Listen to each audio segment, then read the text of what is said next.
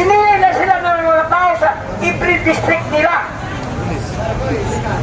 Ang kadalasan na napili ng district ng congressman, wala, hindi sumali sa kanila. Ang lahat nagsali niya, party list.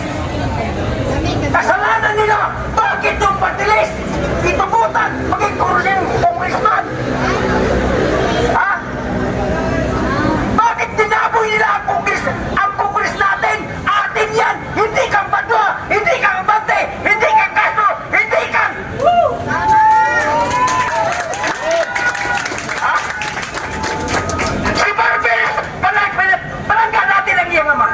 Pero yung gago na Barbie na yan, siya ang chairman. Bago pa lang ang linitis. Bago pa lang ni na ano, question ng mga iba. Question ng iba. Sa korte, kailanman ang accused. Sabi ng piskal, if they ask accused, hindi maka-answer nung tanong ng mga abogado. Dahil antukin. Anong sabi ng judge? Reset. I-reset ang paghiring. Sila wala. Kontim. Ang mahal natin nga presidente, Rodrigo Duterte, Mister, saan ang pagka-presidente niya? Bakit sabihin niya Manila niya, Mr. Duterte, pag ikaw ay hindi magsagot, ikuntim. Animal ka, Badwa! Yawa ka!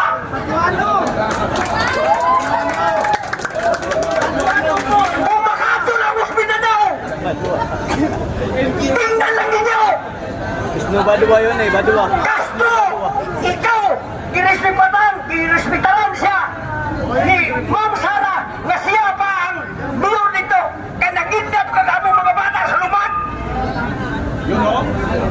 Sabi ni Ma'am Sara, huwag yung galawin. Ngayon si Ma'am Sara, hindi mo patigungon. Ay sabi ni mo, ipagawas ang confidential ban. Si Ma'am Sara, reservist, complete kernel, kabaro niyang iipi. Bago ba siya? I-book out niya ang confidential. What is confidential? Hindi ranggado ko. Bawal ka magsabi ang confidential ay ganon. Ay kung magsabi sa Congress, bubuk ang aming presidente, Sara Duterte. Yun ang gusto nila kamulin. Oh. Ngayon, sino kami Mindanao hindi magalit? Samtang yung pag-umpisa lang dito, sabi ni Kairek, istipot ko, di ko monser, ikulong na ka. Akin, yes, ikulong. Sabi niya, hindi pa siya naguban, kitang-kita namin. Ngayon naman, answer niya, bawa ako abogado. Sa abogado, another question, kontim talaga.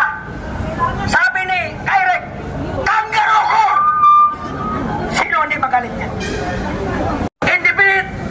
Ano pag independent nila? Tarantado sila. Busa kami sa Mindanao. Magbuwag-buwag na lang ta.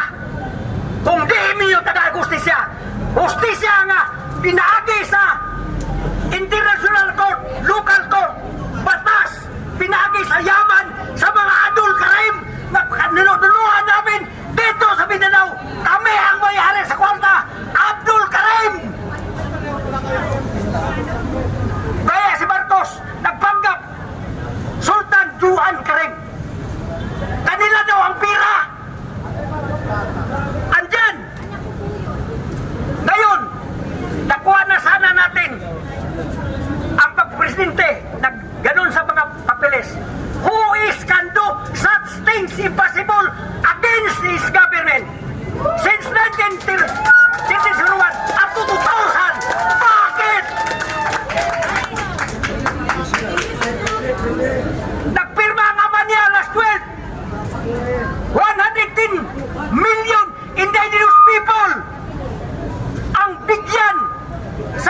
Kaming last 12 ni Marcos o ni Padir Diaz. 1 billion. Ayaw ni Romualdez. Kasi ang tagiya ko no, yung papa, ululo ba na niya? Eh Marcos is the lawyer sa mga Romualdez. Datong panon, papa, Dadang Imelda Marcos. Munang naitabo nila.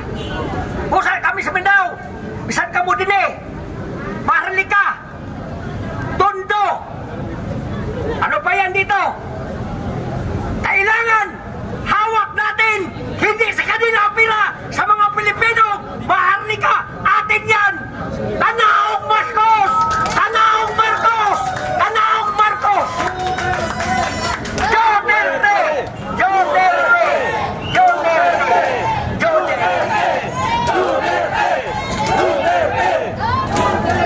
Mga kaibigan, mga kababayan ko mga Pilipino, lahat tayo tribo, kaya tawag tayo Pilipino. Kahit kayo Tagalog, tribo kayo. Kahit kayo Bicol, tribo kayo. Kahit Pampangon kayo, tribo kayo. Kailangan natin ipaglaban ang mga kayamanan na kabilin-bilin sa atong mga ninuno. Kaya hindi kami makaiwan sa inyo. Kaya tinayo ang Moro National Liberation Front. Moro National Liberation Front. Para sa ating lahat. Kaya mag-ingat tayo sa mga pananira dito. Walang yung patayan na walang patunguhan. Pumatay man tayo ng mga military. Pumatay man tayo ng MPA. Pumatay man tayo ng PNP. Hindi natin gawain yan kasi ang kunin natin ang pure federal mula Senado hanggang sa Congress hanggang patungo sa barangay captain. Federal State of the Philippines. Kung sangayon kayo, kayo ba nang may utok? Tindiruan naman ko. Kayo nang bahala, mga lawyer. Huwag lang yung matapag sa Congress niya. Ikuha nila ang Justice of the Republic of the Philippines kaysa kanila lang batas. Kahit abogado, kinulong nila. Diba? Kailan ba tayo makasa? Prangka, buhay ako karon din eh. Buhay na buhay. Pag ang dini mabigyan ni Presidente Bongbong Marcos,